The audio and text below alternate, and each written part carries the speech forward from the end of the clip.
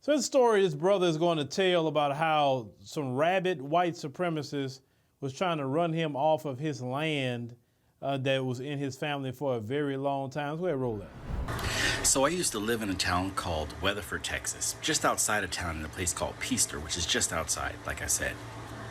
And my family had 80 acres on that property. It was beautiful property. And a few times we had problems. For instance, one time there was a truck in the middle of the night, came by. People were in the back of the truck. They were wearing white hoods. They were driving along. They started shooting in the air. And then next thing you know, they started shooting into our house, using their pew-pews to shoot at our house. And they shot a good at least 75, 100 rounds into our house.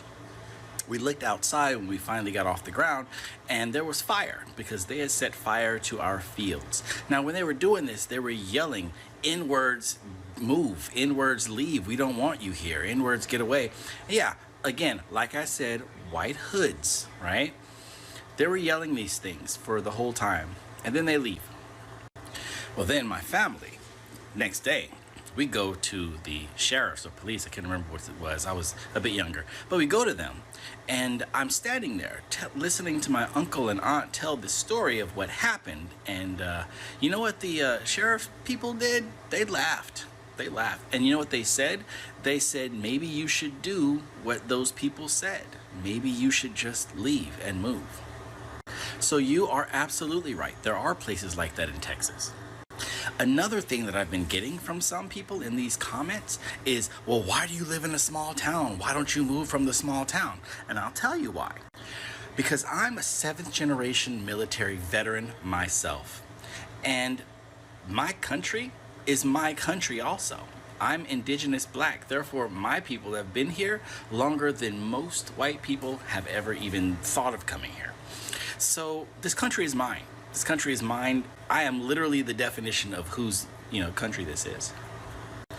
I should have the right to live wherever the I want. If I can afford to live there, I should have the right to live there. I shouldn't have to worry about my fellow countrymen attacking me or shooting up my house or telling me that I need to move. I do have a property right now, and I live just outside of a small town and right near that sundown town I was talking about. The town that's right next to mine isn't the sundown town, but the one that I live near that I have to go through from the freeway to my house is a sundown town. That's the one that was in my story. But even here, I'm outside mowing my lawn. I get people to throw beer cans at me. I get people to give me the finger when I just wave, the small town wave, the people driving by. Yeah, I get that all the time. When I first moved in here, people were saying, I'm going to get my weapons, GUNS, just to protect myself. So yeah, there's small towns like that in Texas and all over the world. I mean, all over our country. See, my biggest problem with his story is the police. And when he went over there and told them about it, and they say, well, maybe you should do what they tell you to do and go ahead and leave. At that point, you should know that the police is in on it with them. That's why they're not going to do anything whatsoever. Yeah, you was in the military. You can be whatever kind of special forces and handle them yourself. But they're waiting for you to do something so then their police buddies come in and try to put some sort of charges on you. Me personally, I just, as I've traveled the world and I know there's easier ways to live, why live around those people? Even if you live in the United States, live somewhere around black people. I mean, I get the land thing, sell the land, and just go. Like, I don't know. Some of y'all think I'm not going nowhere. Like, why go through all that? I just don't get it. It doesn't make sense to me. Give me my bag, and I'll just go somewhere where I'm not even looking at your behind. Period. I don't got time for that. One thing I'm not going to do is put myself or my family in any kind of harmless way when I know I'm being outnumbered and sabotaged. Because once the police said that to him, like, nah, I got to get out of here, bro. I can't be here because I don't have no legal backup whatsoever in this situation. Now, should he have to do that? No. I mean, we talking about reality. No. But being practical, you better think a little bit. You just got to think. Some of the things y'all doing and paying in America, and then I travel overseas and listen to how certain things cost and how much money you can make, or even if you just move to the South at times. Now, I'm not talking about them little hick towns like that. I always say this. They can have them old hick, dusty, backwoods towns. They can have them. I don't want to be nowhere near them or in them. I'm happy in the bigger cities of Texas. In the bigger cities of Texas, they got everybody in them. And they surely got black folk.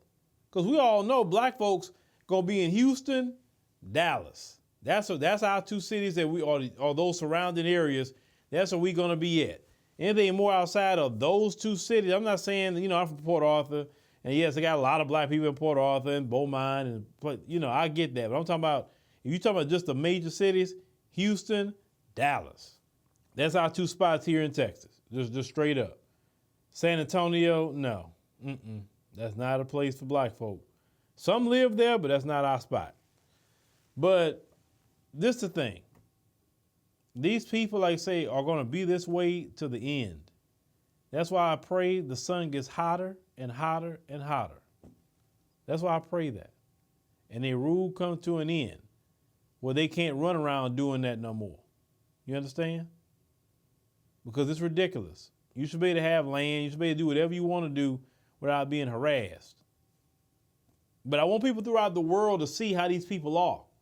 When they come to your country, talking about democracy and all that, you go tell them, hey, what about black people? What about these sundown towns you have with black people? You coming over here telling us something, but why you ain't defending your black citizens? That's human rights violations all day. Why aren't you doing nothing about it? Don't tell us anything about human rights until you help black people.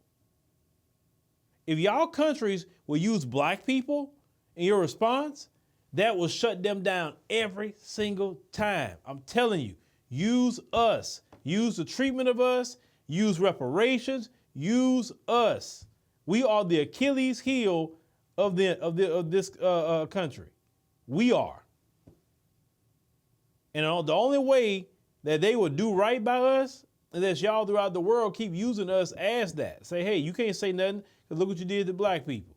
You can't say this to us because look what you do here. Oh, look what you did, redlining. Oh, Jim Crow, you gonna come talking about us over here? You can't talk. Tell them that. You have a very powerful position definitely at that point because they couldn't argue with you.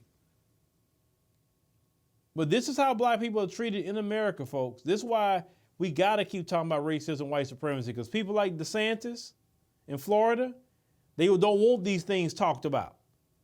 And that's dangerous because if you don't teach it and no one knows, you're gonna repeat it.